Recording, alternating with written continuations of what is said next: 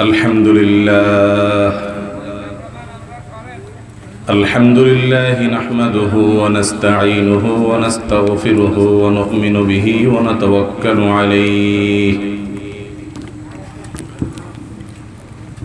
ونعوذ بالله من شرور أنفسنا ومن سيئات أعمالنا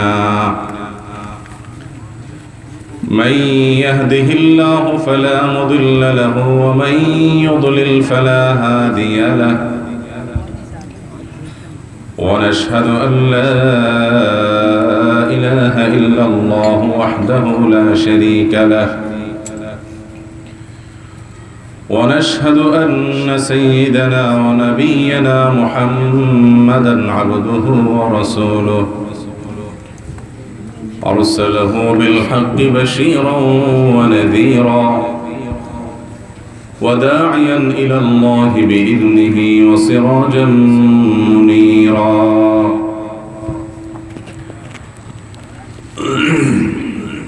أما بعد فقد قال الله تبارك وتعالى في كلامه المجيد وفرقانه الحميد بعد أعوذ بالله من الشيطان الرجيم فمن زحزح عن النار وأدخل الجنة فقد فاز ঐতিহ্যবাহী লক্ষ্মীপুর জেলার বশিকপুর গ্রামে আল-আমিন সংস্থা কর্তৃক আয়োজিত আজকের এই 13তম বার্ষিক তাফসীরুল কোরআন মাহফিলের সম্মানিত সভাপতি, উপস্থিত অত্র এলাকার সম্মানিত উলামায়ে কেরাম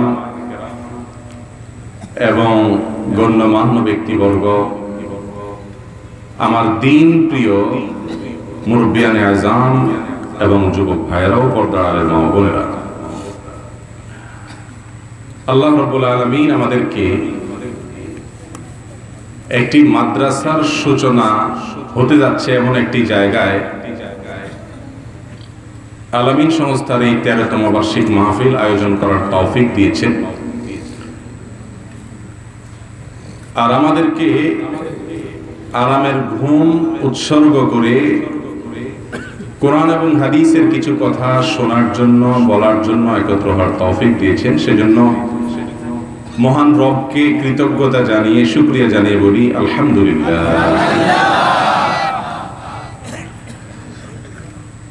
উচিত তো ছিল মাহফিল 10টার আগেই ক্লোজ করে ফেলা, কারণ আমাদেরকে ফজর পড়তে হবে। কিন্তু দুঃখজনক হলেও সত্য যে মাহফিলগুলো আমাদের 10টার আগে জমে না। ঠিক যদিও জোরে বলেন, কিন্তু শ্রোতারা 10টার আগে আসেন না।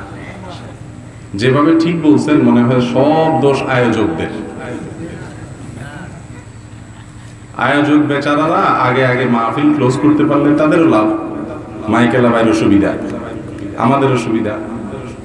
কিন্তু আপনারা তো সহজে আসতে রাজি না, কারণ ওয়াজ শুনতে আরাম লাগে কিন্তু ফজর নামাজ পড়তে কষ্ট লাগে।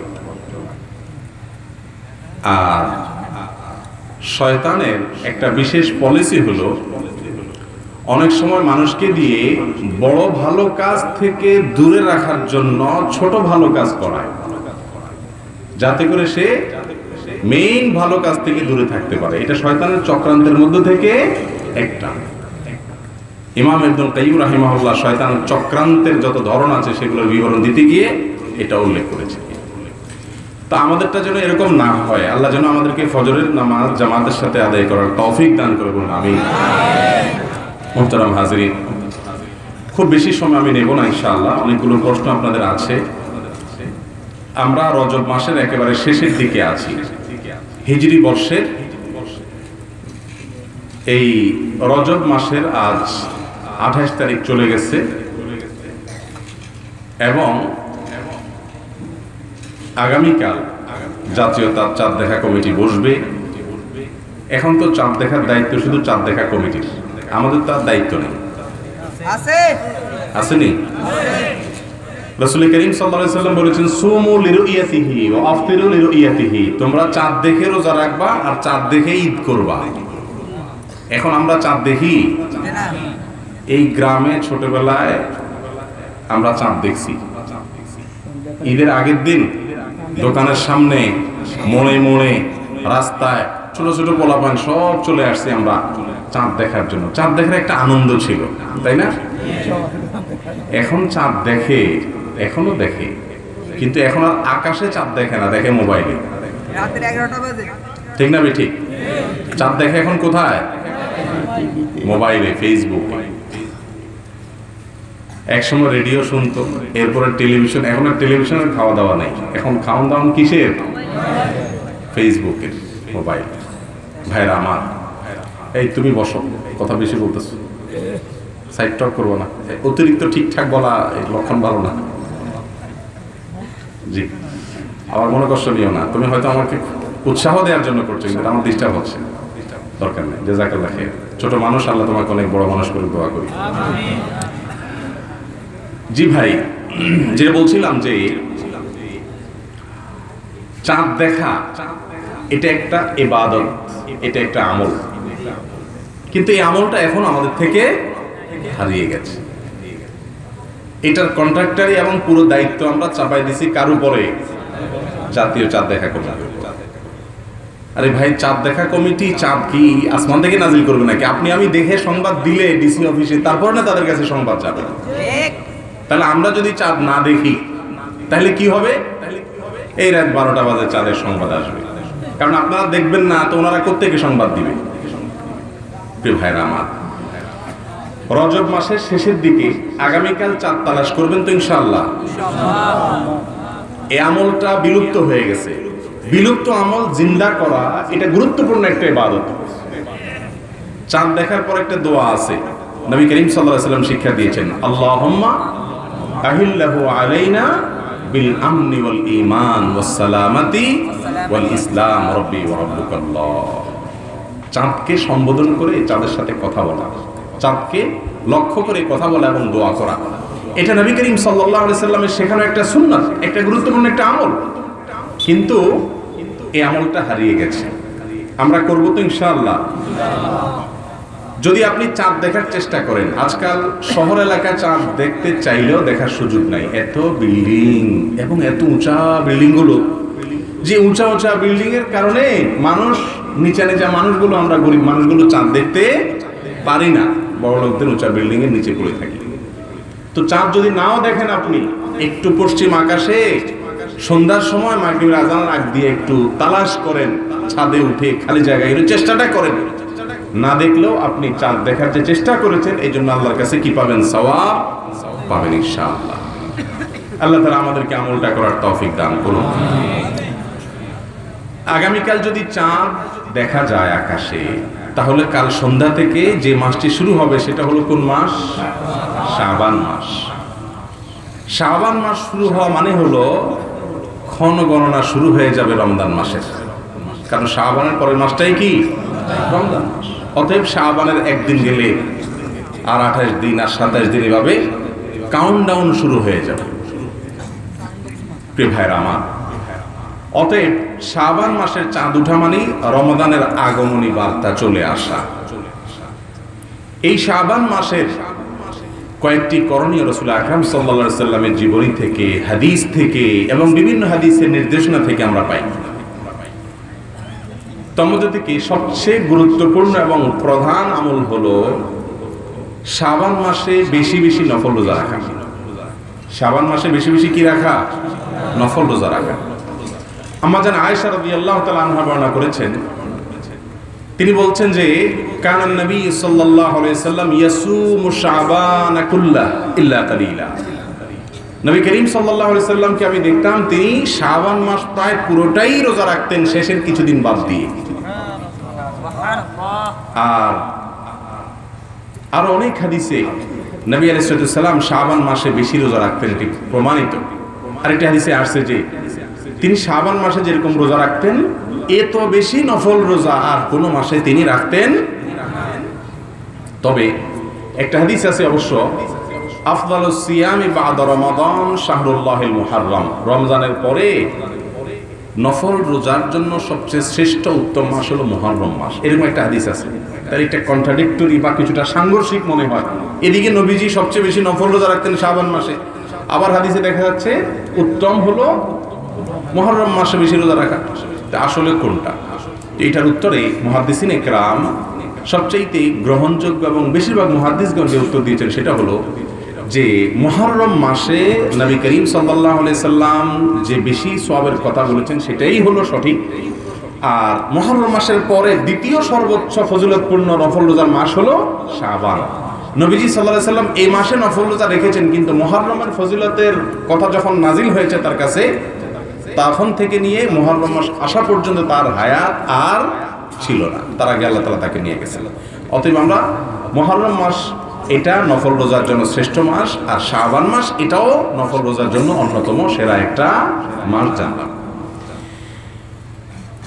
ওসামা ইবনে যায়েদ রাদিয়াল্লাহু তাআলা আনহু রাসূল করিম সাল্লাল্লাহু আলাইহি সাল্লামের অত্যন্ত আদরের একজন সাহাবী, ছোট বাচ্চা মানুষ ছিলেন, ছোট ছিলেন। তিনি নবীজি সাল্লাল্লাহু আলাইহি সাল্লামকে জিজ্ঞাসা করলেন, ইয়া রাসূলুল্লাহ, আপনি শাবান মাস আসলে এত নফল রোজা রাখেন, অন্য কোনো মাসে রাখেন না, কারণ কি?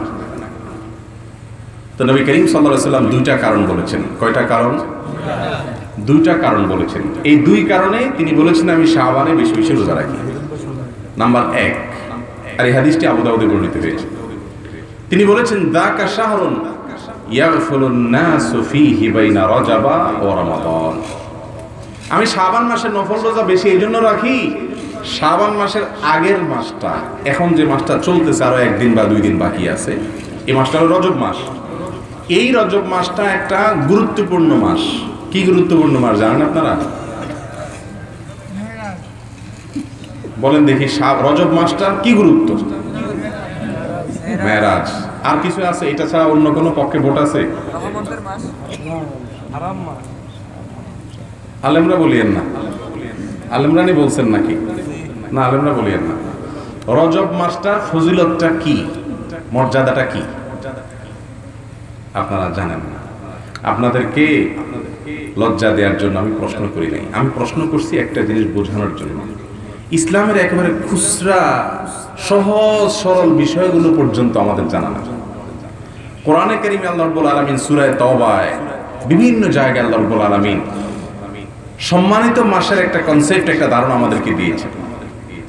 আল্লাহ বলেছেন যে মিনহা আরবাআতুন হুরুম, বছরে যে 12টি মাস আছে এর মধ্যে 4টি মাস হলো বিশেষ মর্যাদাপূর্ণ।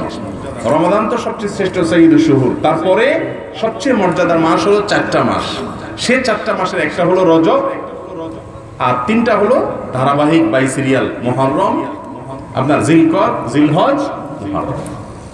তো এই রজব মাস যেটা এখন যাচ্ছে এটা সম্মানিত 4 মাসের 1 মাস। আবার শাবানের পরের যে মাসটা আসছে সেই মাসটা হচ্ছে কোন মাস? রমজান মাস।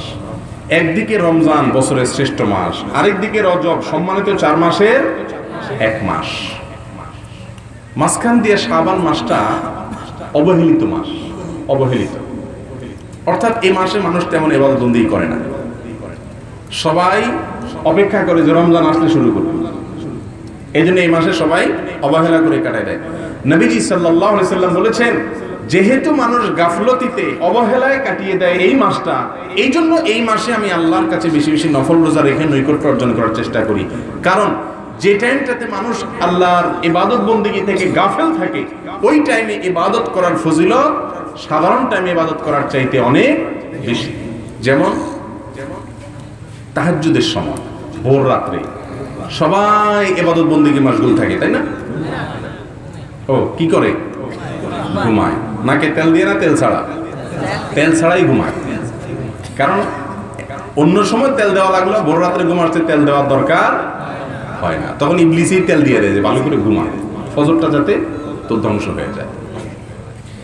তো এই যে ভোর রাত্রের সময়টা, তাহাজ্জুদের সময়টা মানুষ ঘুমে থাকে, অলস, অবহেলায় থাকে, ইবাদত বন্দেগী করে না।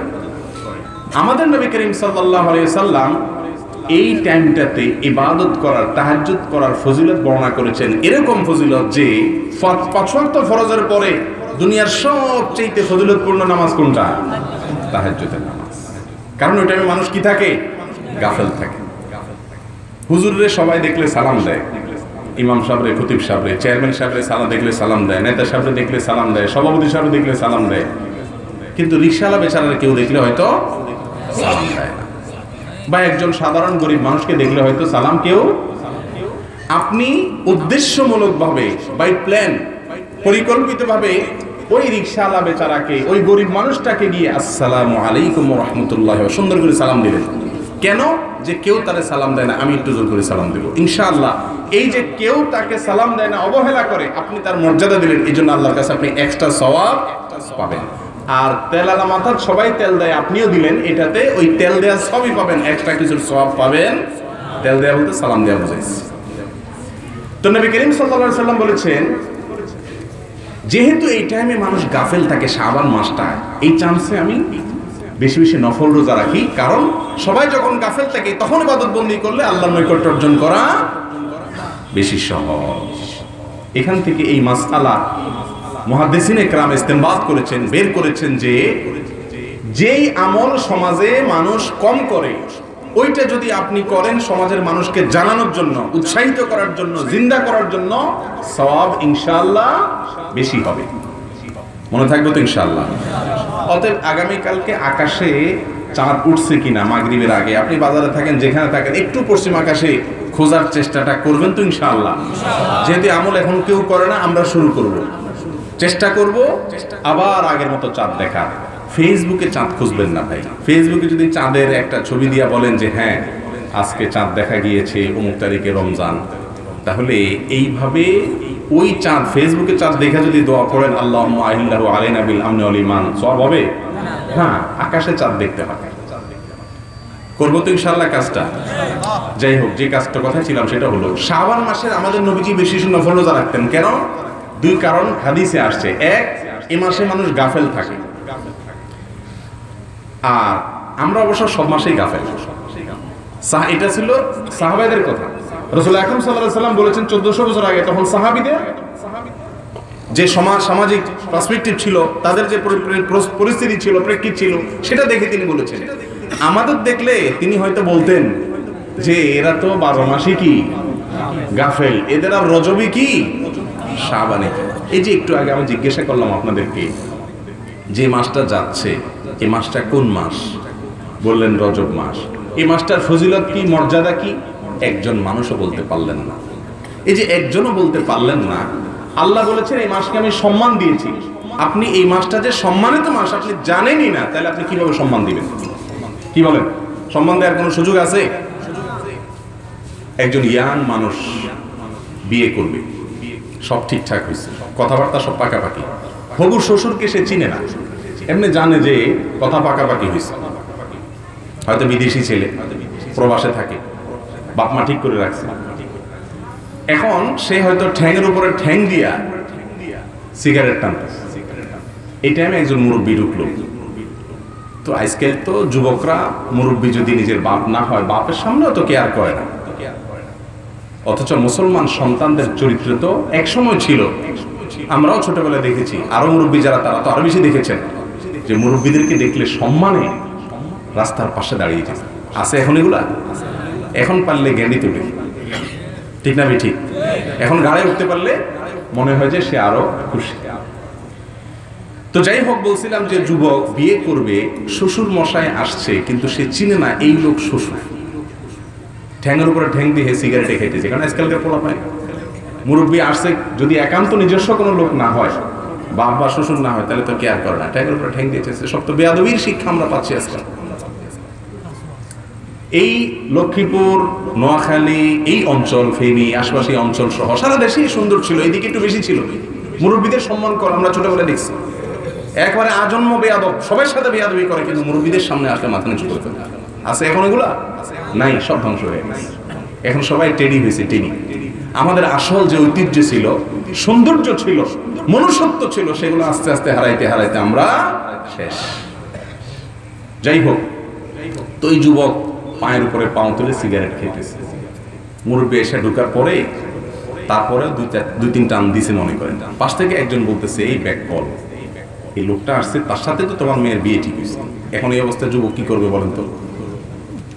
সিগারেট টিগারেট যে কোথায় ফালাবে, তাড়াতাড়ি করে ফালাইয়া ঠ্যাং ট্যাং নামাইয়া জামা টামা ঠিক করে আসসালামু আলাইকুম একটা লম্বা সালাম দিবে না? আমি একটা কথা বলি সবসময়, মানুষের জন্ম থেকে মৃত্যু পর্যন্ত সবচাইতে ভদ্র, নম্র, সভ্য এবং ফেরেশতা সাজার চেষ্টা করে দুই সময়। কয় সময়? এক, বিয়ের সময়।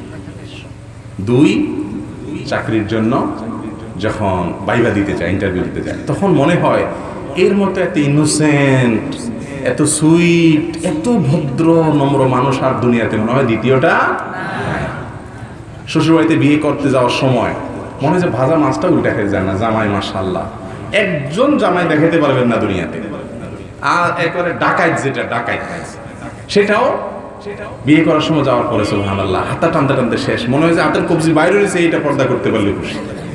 এত লাজুক, সুবহানাল্লাহ, এত লাজুক, এত ভদ্র। এরপরে বোঝা যায় যৌতুকের জন্য বউ যখন ফিরে শুরু করে। ঠিক না ঠিক? অনেক মূর্খতা আছে। তো যেটা বলছিলাম যে ওই যুবক তার শ্বশুরকে যদি না চিনে তাহলে সম্মান করতে পারবে? আর সম্মান যদি না করে, শ্বশুর যদি ওই অবস্থায়, শ্বশুর যাওয়া পর্যন্ত যদি সিগারেট টানা থাকে, শ্বশুর যদি তার ভিতরে কোনো আত্মসম্মান বোধ থাকে, বলবে এই বিয়াদব ছেলের সাথে আমার মেয়ে আমি দিতে। ভাইরা আমার, এখানে সবই ঠিক আছে। ছেলে তার শ্বশুরকে চিনলে ঠিকই সম্মান দিত, কিন্তু চিনে নাই, জানে না, যেন সম্মান দেয় নাই। আজ আমাদের অবস্থা হচ্ছে সেরকম। কেমনে সেরকম? একটা রজব মাস চলে গেল, একটি বারের জন্য আপনার মাথায় চিন্তা এই কথা আসেই নেই যে একটা মাস যাচ্ছে, যে মাসকে আল্লাহ রাব্বুল আলামিন বলেছেন আমি সম্মান দিয়েছি, মর্যাদা দিয়েছি, তো আমরা একটু মর্যাদা দেই। মাসে আবার মর্যাদা কিভাবে দিব? এই মাসে আল্লাহর ইবাদত বন্দেগী গুরুত্বের সাথে করব, গুনাহ থেকে বেঁচে থাকার চেষ্টা করব। আল্লাহ বলেছেন ফালা তাজলিমু ফিহিন্না আনফুসাকুম, সম্মানিত মাস আসলে নিজের পায়ে নিজে কুঠারাঘাত করিও না, অর্থাৎ গুনাহের কাজ করিও না। তার মানে অন্য মাসে তো গুনাহ থেকে বাঁচবো, এই মাসে একটু বেশি থেকে বাঁচার চেষ্টা করবো। এখন আমরা জানিই না কখন সম্মানিত মাস আসে, কখন যায়। অনেক লোক এই জন্মের পর থেকে প্রথম শুনলেন যে আমরা জানি বছরে একটা ফজিলতের মাস হলো রমজান মাস, আর এই যে রজব মাসকে আপনারা বলতেন মেরাজের মাস, মেরাজের মাস, এই মাসের সাথে আসলে মেরাজের তেমন কোনো সম্পর্ক নাই। নবীজি সাল্লাল্লাহু আলাইহি ওয়াসাল্লাম মেরাজ হয়েছে এটা ঠিক, কিন্তু রজবের 27 তারিখেই মেরাজ হয়েছে, এটা কোনো গ্রহণযোগ্য সূত্র দ্বারা প্রমাণিত, কিন্তু এটা সারা দেশে প্রতিষ্ঠিত। ঠিক না ঠিক? একজন ইমামের নাম বলি আপনাদেরকে, হাফেজ ইবনে হাজার আল আসকালানী রাহিমাহুল্লাহ। হাফেজ ইবনে হাজার আসকালানী রাহমাতুল্লাহ আলাইহির নাম জানে না এমন কোন আলেম পৃথিবীতে একজনও থাকা কথা না। আমি কি বুঝাতে পারছি? ওনার লিখিত কিতাব ফাথুল বারি, সহিহ বুখারীর ব্যাখ্যা গ্রন্থ, এটা পড়া ছাড়া কোনো মানুষ, কোনো আলেম হওয়া অনেকটা কঠিন প্রায়, হয় না। তাহজিবুত তাহজিব, তাকরিবুত তাহজিব, ওনার লিখিত কিতাব ছাড়া আলেম হওয়া প্রায় কঠিন। এত বড় পণ্ডিত মানুষ ছিলেন। তিনি বলেছেন যে রজবের 27 তারিখে মেরাজের ঘটনা বলে বাদুল কুসাস, কিছু কাহিনী রিসাইটার, গল্পবাজ আছে না, কিছু বক্তা সব জায়গায় আছে যে কাহিনীটা এনে বলে টাইম পাস করে দেয়। তো এরকম কিছু গল্পবাজ বক্তারা এগুলো বানাইছে। তারপরেও কোন হাদিসে নাই কোন তারিখে নবী সাল্লাল্লাহু আলাইহি ওয়াসাল্লাম মেরাজ হয়েছে। যাই হোক, ওইটা আমার আলোচনা বিষয় না, রজব মাস চলে গেছে। আমি শুধু এইটুকু বোঝার জন্য বললাম যে রজব মাস যে সম্মানিত মাস, আমি জানি না, আজকে থেকে জানলাম তো ইনশাআল্লাহ। আপনার কিচ্ছু করতে হবে না। সম্মানিত মাস আসলে আপনি একটু চিন্তা করবেন, এটা এমন একটা মাস যাচ্ছে যে মাসটাকে আল্লাহ তাআলা কি দিয়েছেন? সম্মান দিয়েছেন। আমি সে মাসটাকে মানসিকভাবে সম্মান দিলাম, বাস এটুকু ইনশাআল্লাহ কি হবে? যথেষ্ট হবে। এই একটা বিষয়। তো যেটা বলছিলাম, নবী সাল্লাল্লাহু আলাইহি ওয়াসাল্লাম বলেছেন শাবান মাসটা গাফলতের মাস, আগের মাসটাকে গুরুত্ব দিয়ে ইবাদত বন্দেগী করে মানুষ সম্মানিত মাস, আর পরের মাসটা রমজান মাস। আর আমাদের তো বলছিলাম সবই সমান। তো এই জন্য নবী সাল্লাল্লাহু আলাইহি ওয়াসাল্লাম এই মাসে বেশি বেশি নফল রোজা রাখতেন। এক। দ্বিতীয় কারণ কি? সেটা আরো বেশি গুরুত্বপূর্ণ। নবীজি বলেছেন একই হাদিসে সাল্লাল্লাহু আলাইহি ওয়াসাল্লাম, যাকা শাহরুন তুরফা ফীহি আল আমালু ইলা রাব্বিল আলামিন ফাউহিব্বু আন ইউরফা আমালি ওয়া আনা সাইম। নবীজি বলেছেন শাবান মাসটা এমন একটি মাস, এই আরেকদিন পরে শুরু হচ্ছে, এই মাসটাতে বান্দার আমলনামা, তার প্রতিবেদন, তার রিপোর্ট ফেরেশতারা আল্লাহ রাব্বুল আলামিনের সামনে সাবমিট করে উপস্থাপন করে। আল্লাহ তাআলা আপনার ফাইল খুলবেন এই মাসে। কোন ফাইল? গত শাবান থেকে এই শাবান পর্যন্ত আপনার আমলনামার ফাইল। নবীজি বলেছেন যে আমার আমলনামার ফাইল যখন আল্লাহ রাব্বুল আলামিন ওপেন করবেন, ওই টাইমটাতে আমি যদি রোজাদার থাকি তাহলে আমার ভালো লাগবে। কারণ একজন কর্মচারী কাজ করতেছেন, এমত অবস্থা যদি তার মালিক চলে আসে আর দেখে ফেলে যে আমার কর্মচারীটা ডিউটি করতেছে ঠিক মতো, তখন কর্মচারীর কাছে ভালো লাগবে কি লাগবে না? সারাদিন সে মোবাইল টিপে, মাগার মালিক আসার সময় ভাগ্যক্রমে সে খুব ধুমসে কাজ করতেছিল, মালিক দেখে বলে মাশাআল্লাহ তো কাজের কর্মচারী, আসলে হয়তো বাকি আছে। তো কর্মচারীর কাছে ভালো লাগবে কি লাগবে না? আল্লাহ রাব্বুল আলামিন আমাদের আমলনামা যখন দেখবেন, যদি আমরা যখন রোজাদার থাকি, আল্লাহ রাব্বুল আলামিন হয়তো আমাদের প্রতি দয়া করে আমাদের আমলনামাটা দেখবেন। এই জন্য নবীজি এই মাসে কি রাখতেন? বেশি বেশি নফল রোজা। ভাইরা আমার, এই মাসটিতে নবী আলাইহিস সালাম বেশি থেকে বেশি নফল রোজা রাখতেন। আর আমাদের অবস্থা কি? আপনারা এখানে যারা আছেন, আমি গত পরশুদিন বোধহয় যশোরে প্রশ্ন করেছিলাম, আরো অনেক বেশি মানুষ ছিল, একটা হাত উঠে নাই, দেখি আজকে এখানে উঠে কিনা। শাবান মাসের বেশিরভাগ রোজা রাখছেন, নফল রোজা, একবারে 15 দিন 20 দিন রোজা রাখছেন শাবান মাসে। জীবনে এরকম একটা শাবানও গেছে এমন কোনো মানুষ থাকলে একটু হাত তোলে। হ্যাঁ, এতে হাত তুলছে আল্লাহ কেন? এতে বুঝে না, বুঝলে হাত তুলতো না। ওই যে গরু আসি মসজিদে ঢুকছে, ইমাম সাহেব যায় গরু বেড়ার ধরছে, বেটা তোর গরু মসজিদে ঢুকলো কেন? বেয়াদব, মসজিদে ঢুকছে গরু, তুই গরু বাঁধি রাখোস না, গরু মসজিদে ঢুকলো কেন? হুজুর গরু বুঝে না, দিয়ে না গেছে, আমি বুঝি দেখি তার মসজিদ তার কাছে যাই। এখন এতে হাত তুলছে কারণ এতে বুঝে না, বুঝলে হাত তুলতো। তাহলে শাবান মাসে নবীজি গোটা মাসের বেশিরভাগ রোজা রাখতেন, আর আমাদের রোজা রাখারই খবর নেই। এই আমলটাও মুর্দা হয়ে গেছে। আমি সবসময় চেষ্টা করি সে আমল নিয়ে কথা বলতে, যে আমলগুলো হারিয়ে গেছে, যে আমলগুলো নিয়ে আলোচনা নেই, যে কথাগুলো সমাজ থেকে বিলুপ্তির দিকে, সেই জিনিসগুলো আমি বলার চেষ্টা করি। আল্লাহ তাআলা আমাদের সকলকে, আমাকে, আপনাকে এই বিলুপ্ত প্রায় আমলটা পুনরায় জিন্দা করার তৌফিক দান করুন। শাবান মাস উপলক্ষে গোটা মাসের বেশিরভাগ রাখতে না পারেন, 2-4 দিন রোজা রাখবেন কিনা? ইনশাআল্লাহ রাখবেন তো ইনশাআল্লাহ। আল্লাহ তাআলা আমাদের সবাইকে তৌফিক দান করুন। আমরা শুধু শাবান মাস আসলে একটা দিন রোজা রাখি, সেটা হলো কি? শবে বরাত। এ ভাই মোবাইলটা তুমি খোলো, এত ফোন আসতেছে, এটাতে নামায় ফেলাও, নামায় বন্ধ করো, ওটা খোলো, খুলি বন্ধ করো, বন্ধ করে আবার ওটাকে সাইলেন্ট করো। জি ভাই, বলতেছিলাম যে শাবান মাসে যেখানে নবী সাল্লাল্লাহু আলাইহি ওয়াসাল্লাম বেশিরভাগ দিনগুলো রোজা রাখছেন, সেখানে আমরা রোজা রাখাই হয় না। ওয়াদা করছি আমরা রাখবো তো ইনশাআল্লাহ। আল্লাহ আমাদের তৌফিক দান করুন। শাবান মাসে বেশি বেশি রোজা রাখার আরেকটা কারণ আছে, সেটা হলো আপনারা 5 ওয়াক্ত নামাজ যে পড়েন, নামাজের আগে এবং পরে কিছু সুন্নত নামাজ আছে না নেই? কেন আছে জানেন? মূল নামাজ তো ফরজটা, মূল নামাজ কোনটা? যোহরের নামাজ মূলত কয় রাকাত? মূল নামাজ ফরজ কয় রাকাত, কিন্তু সুন্নতগুলো তার পরিপূরক। সুন্নতগুলো তার কি? পরিপূরক। আগে এবং পরে সুন্নত আছে না নাই? মাগরিবের পরে সুন্নত, এশারের পরে সুন্নত, ফজরের আগে সুন্নত, এই যে বিভিন্ন নামাজের আগে পরে সুন্নত। এটা কেন? এর অনেক কারণের ভিতরে একটা কারণ এটাও যে এই সুন্নত নামাজগুলো পড়ার মাধ্যমে মূল নামাজের জন্য মানুষ প্রস্তুতি লাভ গ্রহণ করে, রিহার্সেল করে, ওয়ার্ম আপ করে, নিজেকে প্রস্তুত করে। গুরুত্বপূর্ণ কোনো কাজ করার আগে মানুষ প্র্যাকটিস করে না, তারপরে কাজ শুরু করে দেয়, তাই না? তো 5 ওয়াক্ত নামাজের ক্ষেত্রে আগে ভাগে একটু প্র্যাকটিস করে তারপরে মূল নামাজ শুরু করার শিক্ষা আমাদেরকে নবী করিম সাল্লাল্লাহু আলাইহি সাল্লাম দিয়েছেন।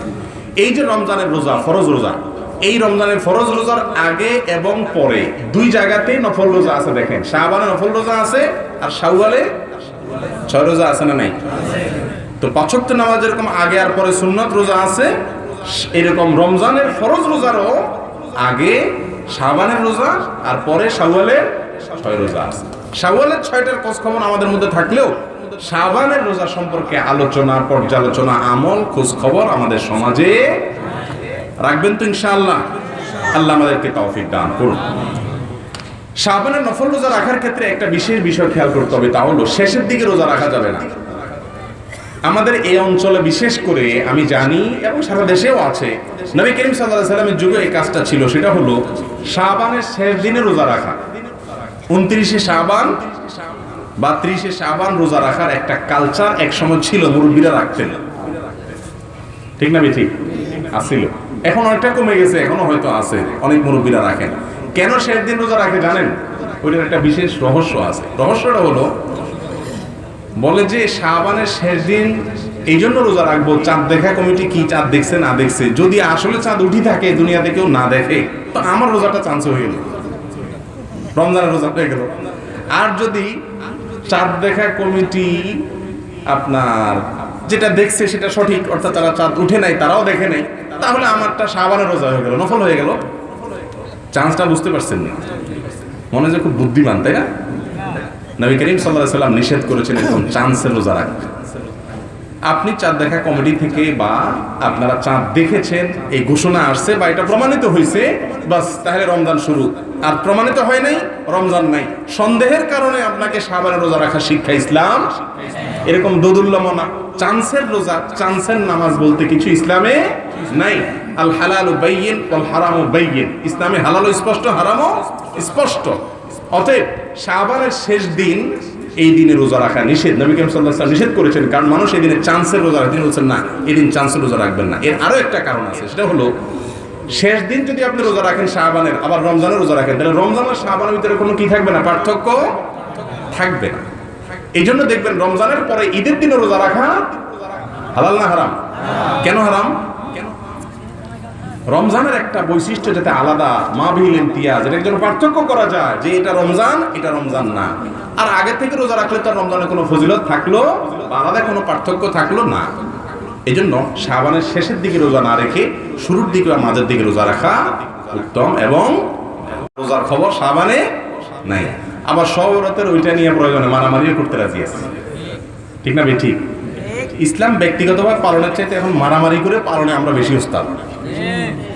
এই যে নারায়ে তাকবীর, ঠিক বলা পাবলিক বহুত আছে, কিন্তু আমল করা পাবলিকের সংখ্যা অনেক কম। আল্লাহ আমাকে আপনাকে আমাদের সবাইকে আমল করার তৌফিক দান করুন। শাওয়াল মাসের একটা আমল মূলত এটাই, নফল রোজাটা বেশি বেশি করে রাখা। আরেকটা হলো যে গত রমজানে যদি কারোর ভাঙতি রোজা থাকে, সফরে ছিলেন, অসুস্থতার কারণে রোজা ভাঙতে গেছে, মেয়েদের মাসিকের কারণে রোজা ভাঙতে গেছে, তাহলে সেই রোজাগুলো এই শাবানের মধ্যে মধ্যে রেখে শেষ করে ফেলা উচিত। আম্মা জান আয়েশা রাদিয়াল্লাহু তাআলা বলেছেন, আমার ভাঙতি রোজাগুলো আমি প্রতি বছর শাবানে রাখতাম। কেন তিনি শাবানে রাখতেন? এত দেরি কেন করতেন? শাবান তো রমজানের পরে, তার আগে তো আরো 10-11 মাস ছিল, তিনি কেন সে মাসে রাখতেন না আরো 10 মাসে? তো তিনি বলেছেন কারণ হলো নবীজি সাল্লাল্লাহু আলাইহি সাল্লাম তার স্বামী উম্মুল মুমিনিন আয়েশা রাদিয়াল্লাহু তাআলা বলেছেন যে যেহেতু নবীজি সাল্লাল্লাহু আলাইহি সাল্লাম আমার সঙ্গে বসবাস করেন, তার হক এর প্রতি খেয়াল করে আমি নফল রোজা আমি রোজা রাখতাম না। কারণ স্বামীর যদি প্রয়োজন হয় আর আমি রোজা রাখি, তাহলে সে স্বামীর হক নষ্ট হলো, এই জন্য আমি অপেক্ষা করতাম। আমি জানি যে শাবান মাস আসলে তিনি গোটা মাসের বেশিরভাগ নফল রোজা রাখেন, এই জন্য ওই চান্সে আমি আমার কাজা রোজাগুলো রেখে ফেলতাম। এখান থেকে অনেক উলামায়ে কেরাম বলেছেন, ফরজ রোজা কাজা যদি থাকে আগের বছরের, তাহলে সেটা রাখতে হবে কখন? এই শাবান মাসের মধ্যে মধ্যে। আগে আরো আগে রাখতে পারলে আরো ভালো, দেরি না করাই উচিত। কিন্তু যদি কোনো কারণে দেরি করে ফেলেন, তাহলে শেষ করবেন কোথায়? এই শাবান মাসে। তাহলে শাবান মাসের দুইটা করণীয় হলো, নাম্বার 3, শিরক এবং হিংসা থেকে বেঁচে থাকা। বিশেষভাবে শিরক বুঝেন তো? শিরক মানে কি? আল্লাহর সঙ্গে শরীক করা। এটা হলো আল্লাহর জমিনের সবচাইতে বড় অপরাধ, সবচাইতে বড় গুনাহ। কেন সবচাইতে বড় গুনাহ জানেন? 2 কারণ। 1, এটা হলো আল্লাহর শান, আল্লাহর মর্যাদার অপমান করার চেষ্টার সামিল, যদি আল্লাহকে অপমান করা যায় না। কারণ আল্লাহর সৃষ্টিকে আল্লাহর সমান সাব্যস্ত করা, আল্লাহর সমকক্ষ সাব্যস্ত করা বা আল্লাহর সঙ্গে পার্টনার সাব্যস্ত করা, এটা আল্লাহর জন্য অপমান। আমার অধীনস্থ, আমার চাকর, আমার কাজ করে, তাকে যদি আপনি আমার সমান দেন মর্যাদা, তাহলে এটা আমার জন্য বিব্রতকর কিনা বলেন? তা আমি তো মানুষ, সেও মানুষ, মর্যাদার দিক থেকে সে আমার সাথে শ্রেষ্ঠ হতে পারে আমার অধীনস্থ হলেও, তারপরেও যদি আমার জন্য বিব্রতকর হয়। প্রধানমন্ত্রীকে আপনি দাওয়াত দিলেন আর এলাকার এক চৌকিদারও সেখানে আছে, প্রধানমন্ত্রীর জন্য যেরকম একটা চেয়ার রাখলেন, হুবহু একই রকম একটা চেয়ার চকিদার সাহেবের বসালেন পাশে, মালা দুজনকে সমান সমান দিলেন, সব সম্মানগুলো সমান সমান করলেন। এটাকে প্রধানমন্ত্রীর জন্য সম্মান করা হবে না অপমান করা হবে? কথা কি বুঝতে পারছেন? এটা যদি বুঝে থাকেন, এবার আসেন শিরকের অপরাধ কেন বড় অপরাধ এটা বুঝেন। আল্লাহ রাব্বুল আলামিন হলেন স্রষ্টা, প্রধানমন্ত্রী তো আর ওই চকিদারের স্রষ্টা না। এখানে শাসক আর প্রজার সম্পর্ক, আর আল্লাহর বান্দার সম্পর্কটা হলো সৃষ্টি আর স্রষ্টার সম্পর্ক। আপনি যদি কোনো মানুষকে, কোনো মূর্তিকে, কোনো প্রতিমাকে, কোনো কিছুকে যদি আল্লাহর সমকক্ষ মনে করেন বা আল্লাহর সামনে মাথা নত করেন, তার সামনেও করেন, আল্লাহকে সিজদা করেন, তাকেও করেন, পিশাবকেও করেন, আল্লাহকেও করেন, তাহলে ওই পিশাবকে, ওই প্রতিমাকে, ওই মানুষকে বা ওই বস্তুকে আল্লাহর সমান আপনি রাখলেন, সৃষ্টিকে স্রষ্টার সমান করে ফেললেন। এটা স্রষ্টার জন্য অপমান করার শামিল কি শামিল না বলেন? যদিও স্রষ্টাকে অপমান করার কোনো ক্ষমতা আমাদের নাই, কিন্তু এটা কেমন যেন আমরা অপমান করার অপচেষ্টা চালাইলাম। এই জন্য শিরকের অপরাধটা আল্লাহর জমিনে আল্লাহর বিরুদ্ধে বিদ্রোহ করার শামিল এবং সবচেয়ে বড় অপরাধ। কত রকমের শিরক যে আমাদের দেশে আছে, এখন এগুলো আস্তে আস্তে কমে গেছে কিনা জানি না, আমি তো আর এলাকাতে বেশি দিন থাকি না। ছোটবেলাতেও আমরা দেখছি এগুলো আছে।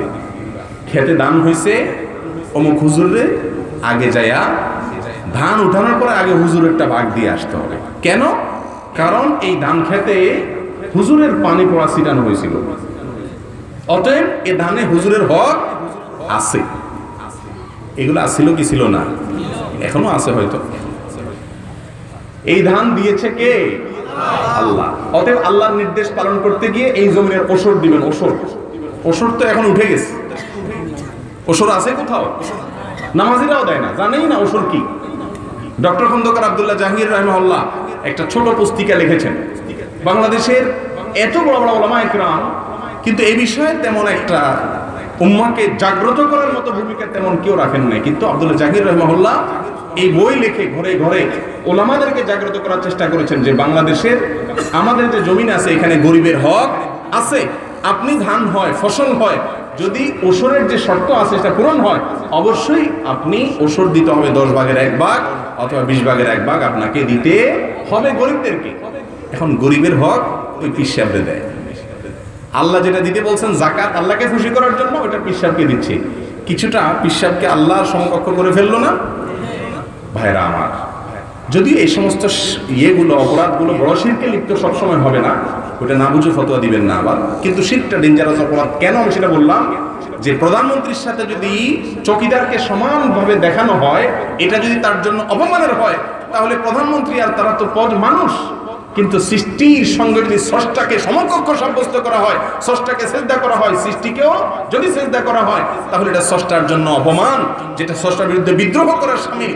প্রাইম মিনিস্টারকে দাওয়াত দিয়ে আনছেন আপনি, ছোটখাটো দুই একটা ভুল হয়েছে, উনি কিছু মনে করবে না, কিন্তু যদি চকিদারকে আইনা, চকিদারকে আমরা অবমর্যাদা করছি না, আল্লাহ মাফ করুক, আল্লাহর কাছে সবচেয়ে সম্মানিত লোক হলেন মুত্তাকি।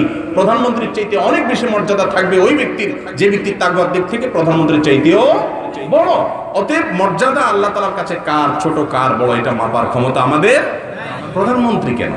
আমার কথা যদি আমি বলি, আমার সাথে মুসাফা করার জন্য সিরিয়াল ধরে চান্স পাচ্ছে না এমন লোক হতে পারে, তার আমলের কারণে আমার চাইতে আল্লাহর কাছে অনেক বেশি মর্যাদা হতে পারে কি পারে না?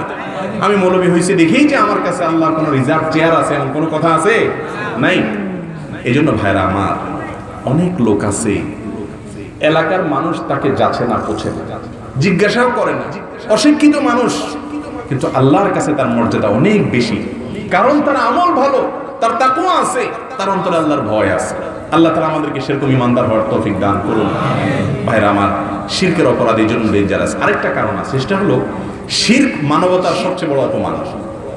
আজকে দুনিয়াতে কত মানবতাবাদী পাইবেন, কত আইটেমের মানবতাবাদী পাইবেন, কিন্তু এই কথা মানবতাবাদীদের মাথায় আসে না, মানুষ হয়ে যদি কোনো মানুষের গোলামি করে তাহলে এটা মানুষের অপমান।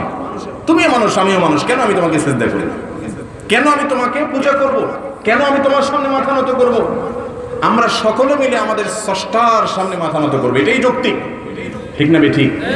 এই জন্য কোনো মানুষের, কোনো ব্যক্তির শিরক করা, তাকে আল্লাহ সমকক্ষ সাব্যস্ত করা, এটা শিরক এবং এটা সবচেয়ে বড় অপরাধ।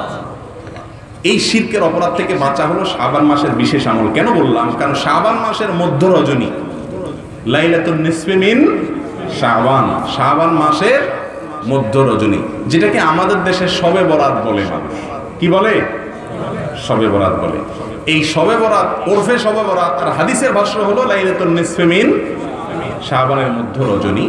এই রাতে একটা হাদিস বিভিন্নভাবে বর্ণিত হয়েছে যে নবী আলাইহিস সালাম বলেছেন, এই রাতে আল্লাহ তাআলা সবাইকে সাধারণ ক্ষমা ঘোষণা করেন, শুধুমাত্র লিমুশরিকিন ওয়া মুশাহিন, শিরকে যে লিপ্ত আর যার অন্তরে অন্যের প্রতি হিংসা আছে, এই দুই শ্রেণীর মানুষকে আল্লাহ তাআলা কি করেন না? মাফ করেন।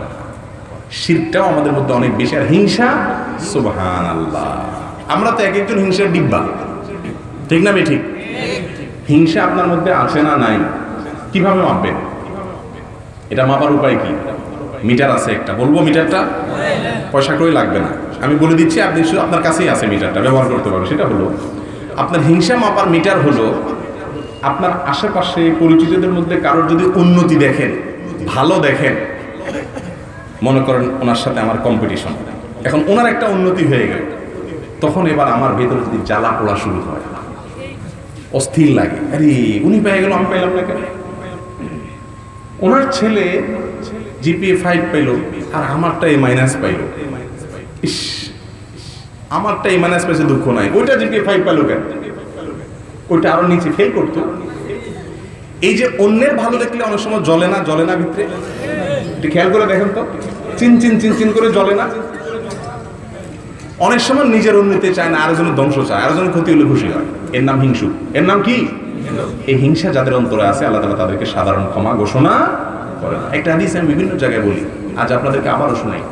একবার সাহাবায়ে কেরামকে রাসূল আকরাম সাল্লাল্লাহু আলাইহি ওয়াসাল্লাম বলেছেন, একজন লোক মসজিদের সামনে দিয়ে গেছে, বলতে এই যে লোকটা গেল, যে খেয়াল করছো তোমরা, এই লোকটা জান্নাতি।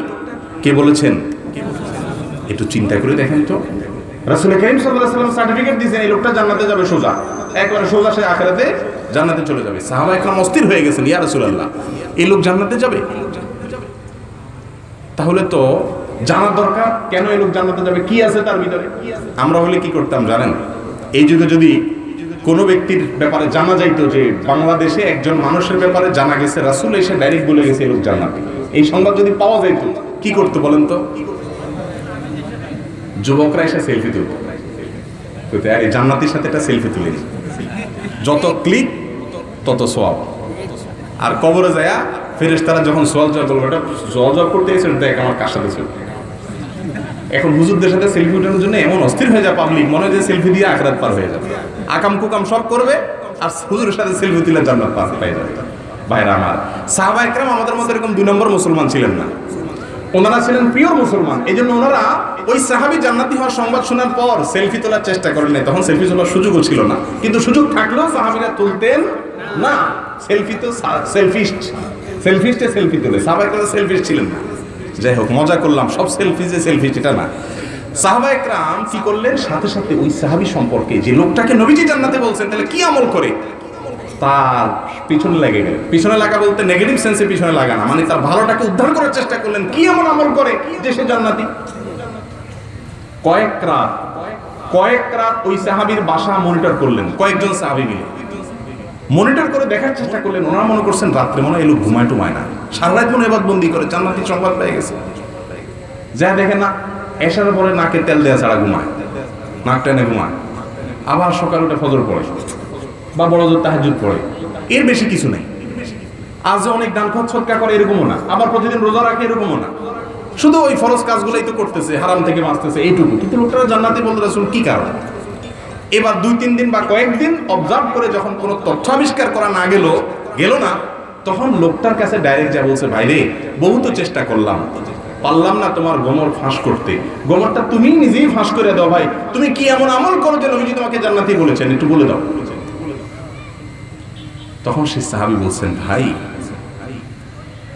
বিশ্বাস করো, তোমরা যা করো আমি তার বাইরে কিছুই করি না, তোমরা নবীজির পিছে জামাতের সাথে 5 ওয়াক্ত নামাজ পড়ো, আমিও তাই করি, তোমরা কেউ মদ খাও না, আমিও খাই না, তোমরা চুরি করো না, গীবত করো না, আমিও করি না। সাহাবায়ে কেরাম সব মুত্তাকি ছিলেন, আলহামদুলিল্লাহ, সব সাহাবায়ে কেরাম মুত্তাকি ছিলেন। তো বলে যে তোমরা যেরকম আমিও সেরকম, তোমাদের সাথে আমার তো বিশেষ কোনো আমলের পার্থক্য নাই ভাই, তবে একটা জিনিস আছে আমার মনে হয়। ওই সাহাবী ধরতে পারছে, কি সেটা? ভাইরা আমার, সেই জিনিসটা হলো, ওই সাহাবী বলছেন যে ভাই, আমি প্রতিদিন আমার মনের দিকে একটা নজর দিই যে আমার মনে কারোর প্রতি কোনো হিংসা আছে কিনা, কারোর প্রতি কোনো হিংসা আছে কিনা। তো আমি দেখি না, কারোর প্রতি আমার কোনো দুঃখ নাই, শত্রুতা নাই, হিংসা নাই। কেউ কষ্ট দিলেও আমি মাফ করে দিই, অগ্রিম মাফ। এবং কারোর প্রতি আমার কোনো দুঃখ নাই, কারোর উন্নতি দেখলে আমি আরো দোয়া করি আল্লাহ আরো দেখতে হবে। আমি কারোর ক্ষতি চাই না, সবার ভালো চাই। কারোর দুঃখ শুনলে কষ্ট পাই, কারোর সুখ শুনলে খুশি হয়ে যাই। মানুষের কল্যাণ চাই, মানুষের ক্ষতি চাই না। আমার অন্তরে কারোর প্রতি হিংসা নাই, শত্রুতা নাই, কারোর সাথে আমার বাদাবাদি নাই, লাগালাগি নাই, কম্পিটিশন নাই, কারোর সাথে আমার পিছনে লাগালাগি নাই। আমার মনটা সাফ, পরিষ্কার। এই একটা আমলের কারণেই হয়তো নবী সাল্লাল্লাহু আলাইহি ওয়াসাল্লাম আমাকে জান্নাতি হওয়ার সুসংবাদ দিয়েছেন। ও ভাইরা আমার, আল্লাহ তাআলা কোরআনে বলেছেন, ইয়াউমা লা ইয়ানফা'ু মালুন ওয়ালা বানুন ইল্লা মান আতাল্লাহা বিকলবিন সালিম। কিয়ামতের দিন মানুষের কোনো সম্পদ, কোনো টাকা পয়সা, এগুলো কোনো টাকা যায় আসবে না। তবে যেই ব্যক্তি আল্লাহর কাছে একটা ফ্রেশ কলব নিয়ে যেতে পারবে, যে কলবে কোনো হিংসা নাই, অহংকার নাই, বিবাদ নাই, আল্লাহ তাআলা সেই লোকটাকে শুধুমাত্র জান্নাত দিবেন এবং আল্লাহ তাআলা তার প্রতি সন্তুষ্ট হবেন। মনটাকে সাফ করবো তো ইনশাআল্লাহ, কারোর পিছনে লাগবো না তো ইনশাআল্লাহ। এখন মুশকিল হলো, আপনাদের কি বলবো, দেখা যায় যে অনেক দিনদার মানুষ, আলেম মানুষ, হুজুর মানুষও দেখা যায় আরেক হুজুরের পিছনে লাগে। তো লাগে মাহফিলে, করে তো করে প্রকাশ্যে মানুষের সামনে, একজন আরেকজনের খোঁচায়, একজন আরেকজনের বিরুদ্ধে বলে। যারা দিন প্র্যাকটিস করেন তারাও এক গ্রুপ আরেক গ্রুপের বিরুদ্ধে লাগে, অসুস্থ প্রতিযোগিতা লিপ্ত হয়। আছে না না এগুলো আমাদের মধ্যে? নেক্সট সুরতে ধোঁকা, এটার নাম কি? নেক্সট সুরতে ধোঁকা। আমার ভাই, তিনিও ইসলামের জন্য কাজ করছেন, আমি ইসলামের জন্য কাজ করছি। তিনি একটাকে সঠিক মনে করে কাজ করছেন, আমি আরেকটাকে সঠিক করে মনে করে কাজ করছি। আমি তার জন্য দোয়া করবো, আল্লাহ তাকেও জান্নাত দিন, আমাকেও। কিন্তু আমরা সার্টিফিকেট বিতরণ করি না, অমুক এই দল জাহান্নামী, এই দল একেবারে জাহান্নামের অতল তলে যাবে। এই জন্য ডক্টর খন্দকার আব্দুল্লাহ জাহাঙ্গীর রহমান একটা মজার কথা বলতেন। স্যার বলতেন যে বাংলাদেশের মানুষের হাতে বা বাঙালির হাতে যদি আল্লাহ জান্নাতের দায়িত্ব দিতেন আর বলতেন যে জান্নাতের দায়িত্ব কন্ডাক্টরই তোমাদেরকে দিলাম, তাহলে জান্নাত খালি থাকত, একজনও জান্নাতে যেতে পারত না। কারণ কি জানেন? কারণ আমার মতে ওনার দল জান্নাতে যেতে পারবে না, আর ওনার মতে আমার দল, অতএব জান্নাত খালি। বুঝলেন না এই কথা? কারণ আমরা এক ব্যাপারে একমত, সেটা হলো আমরা সবাই গোমরা। আপনার মতে আমি গোমরা, আমার মতে আপনি গোমরা, সব দলই এই কথায় বিশ্বাসী। তাহলে গড়ে আমরা সবাই কি জাহান্নামী। আল্লাহ তাআলা আমাদের মনগুলোকে বড় করার তৌফিক দান করুন।